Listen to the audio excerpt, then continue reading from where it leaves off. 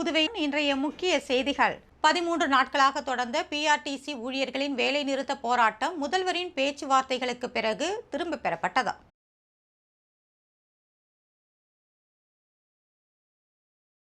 புதுச்சேரி மாநில வளர்ச்சிக்காக 200 கோடி ரூபாய் செலவில் உள்கட்டமைப்புகளை மேம்படுத்த மத்திய அரசு ஒப்புதல் அளித்துள்ளதாக முதலமைச்சர் ரங்கசாமி தெரிவித்துள்ளார்.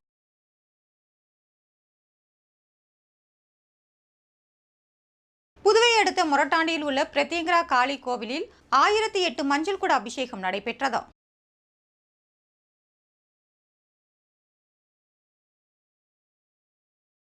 ஜிப்மர் நிர்வாகத்திற்கு கண்டனம் தெரிவித்து திமுகவினர் போராட்டத்தில் ஈடுபட்டனர்.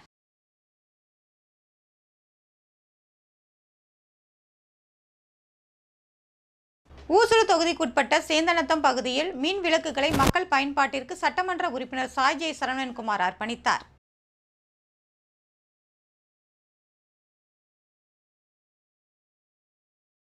திருக்காஞ்சி கெங்கைவராக நதீஸ்வரர் கோவிலில் நடைபெற்ற வராகி பூஜையில் ஜப்பான் நாட்டை சேர்ந்தவர்கள் பங்கேற்றனர்.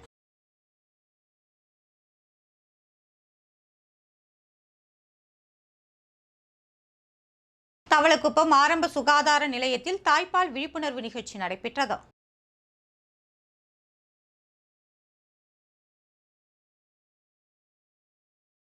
புதுவை அரசு பள்ளியில் பயிலும் மாணவிகள் ஓவர்கோட் அணிய வேண்டும் என்று கல்வித்துறை உத்தரவிட்டுள்ளது.